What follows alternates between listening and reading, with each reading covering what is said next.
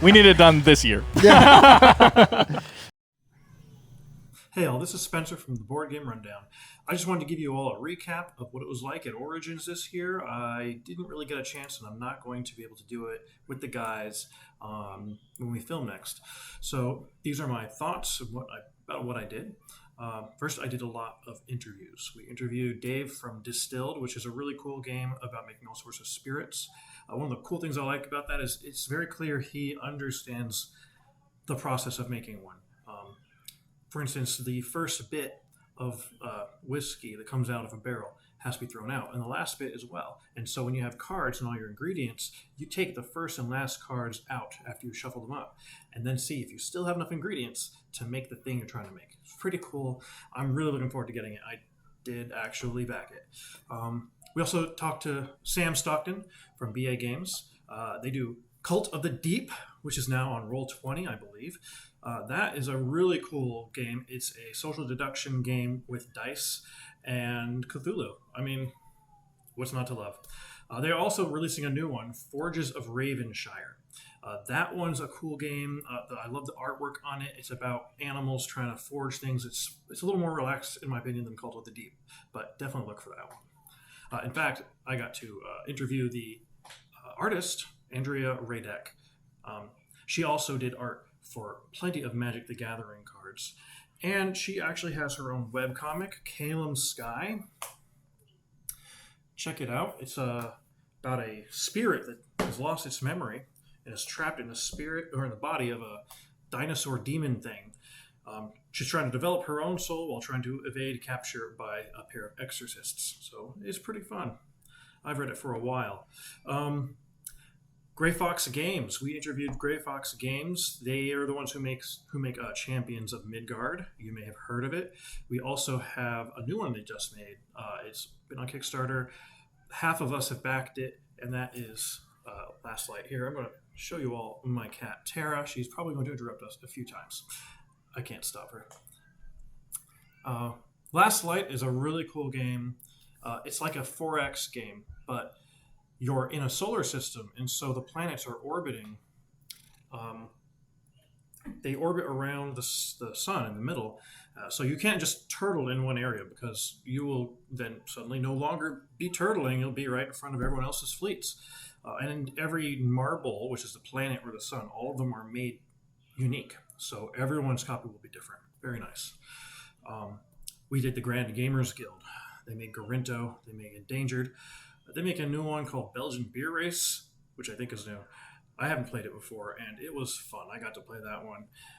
You get to go around on bicycles or hitchhiking or bus, trying to drink as much alcohol in Belgium without getting completely soused and falling unconscious.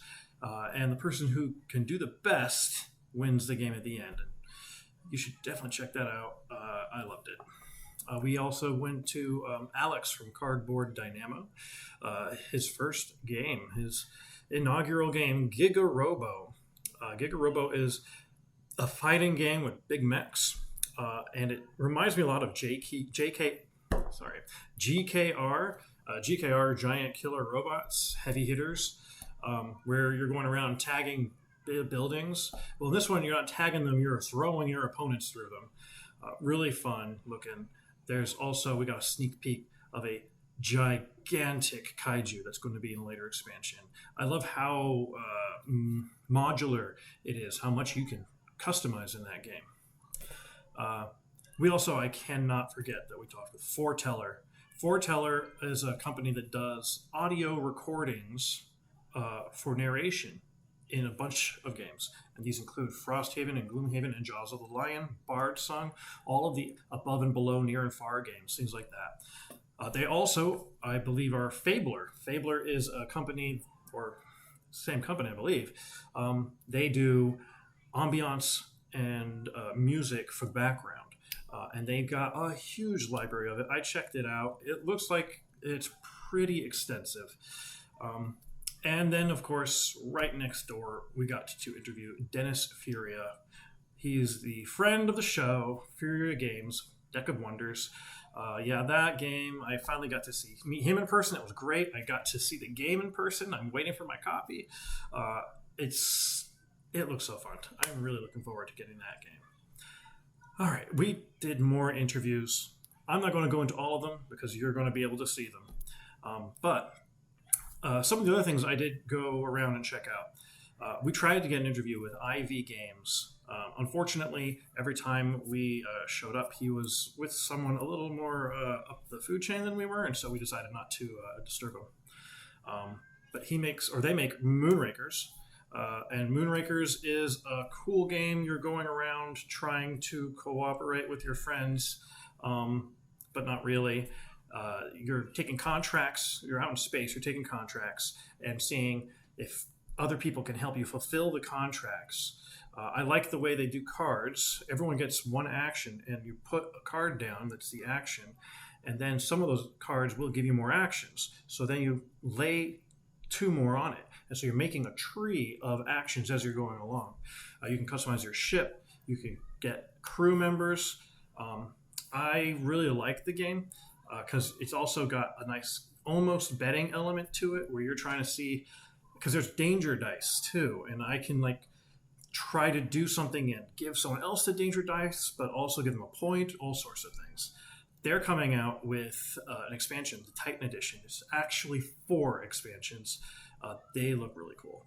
One of them adds locations to the contracts. So there's it's a grid, 4 places. And if you are too far away, you cannot help on a contract at all.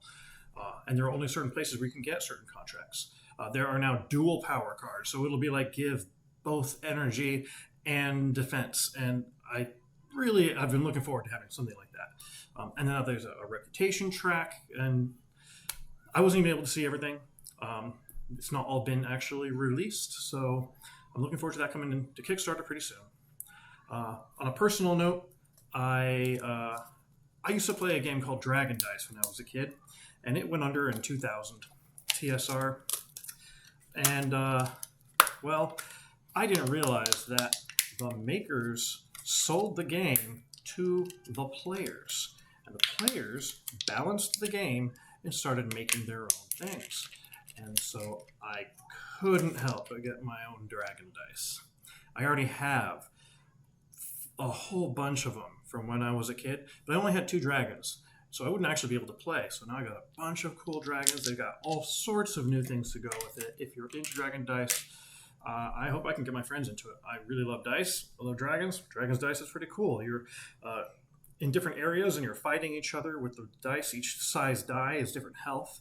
You're trying to summon dragons using magic, and the different terrains in each area do different things. And yeah, it's a fun game. I got to play Cat in a Box by Bezier Games.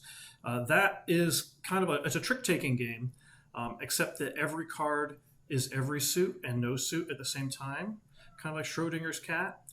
You have a card that has the 4 colors on it, and you will put a card down on one of those corners to indicate this is the suit that it's going to be. And you can only play in the suit that's been broken. And there's a wild that you can break open as well. I'm not usually a big fan of trick-taking games, and I usually pretty much suck at them. This one looks pretty fun. I'll try it out, give it more chances. I got to play and learn Star Realms. That one was really right up my alley. Wise Wizard Games.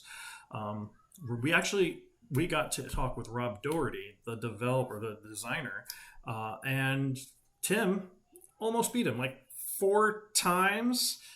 It was ridiculous. It just came down to the wire, and it was fun. I got to actually try it out myself.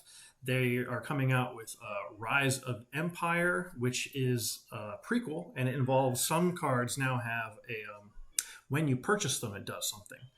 You can also upgrade your cards. So it's kind of a legacy thing, and you can put stickers on them. Or you can get this that has all of the options available, so you can replay it as much as you want. I really like that. I had Epic, which is another one they did, which is kind of like Magic the Gathering if you don't have $1 million to spend. And Hero Realms is also by Star Realms, Wise Wizard Games. We got to play a game, or at least demo a game called Doodle Dash by Chili Fox Games. That one's cool. It's a kind of a party game.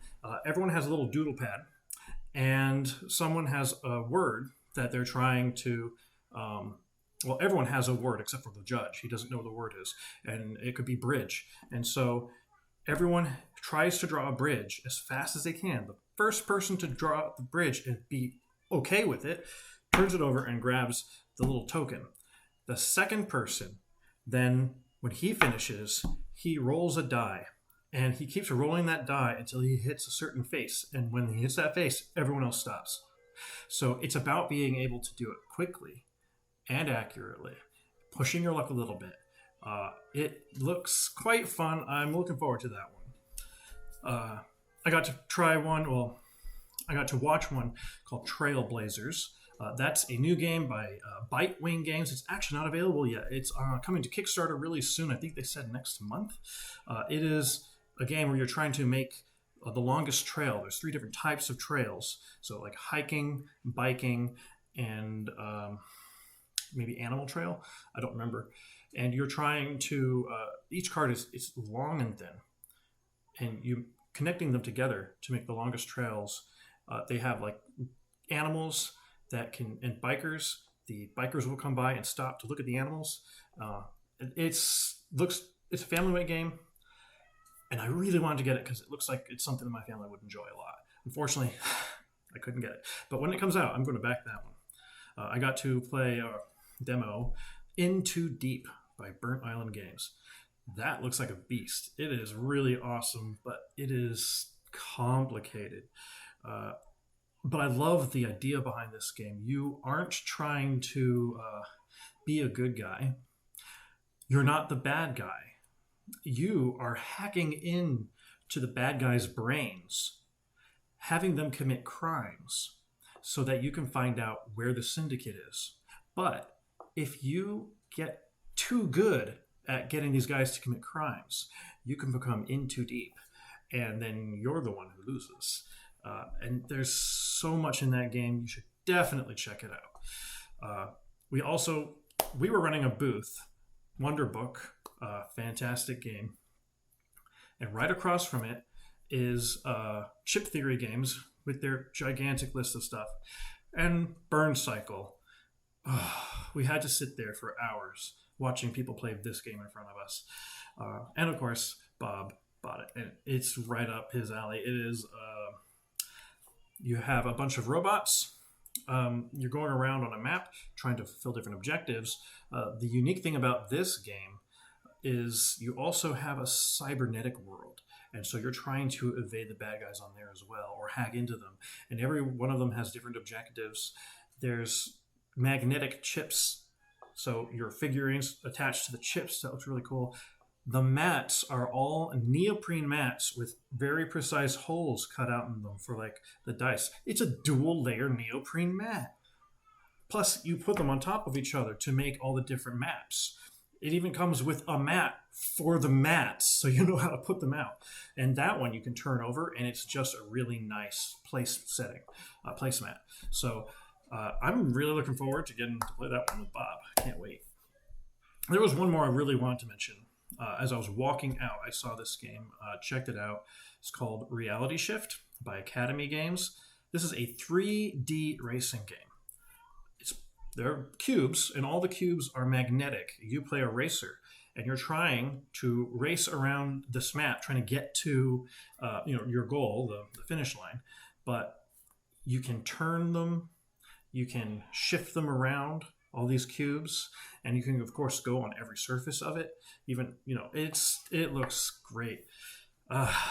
So those were all the games. I had a fantastic time at this thing, even though I worked like 12 hours and was on my feet for like 16 hours a day. I can't wait for my next one. I had no idea that there were going to be authors there. There's an author's alcove. And in fact, there's going to be one at Gen Con. And that one's more robust. So I'm definitely checking it out at Gen Con if I can. They had Kat Rambo, she's written books for all sorts of gaming companies, and she's been the president of the Sci-Fi Writers Association of America twice. She's a big name, and I've read a couple of her books, and she was there. I'm like, this is awesome. There was R.L. King, Sarah Hans, Carlos Hernandez, Jennifer Brozek, Aaron Rosenberg, Michael Underwood, Gregory Wilson. So many great authors. I got to talk with them all.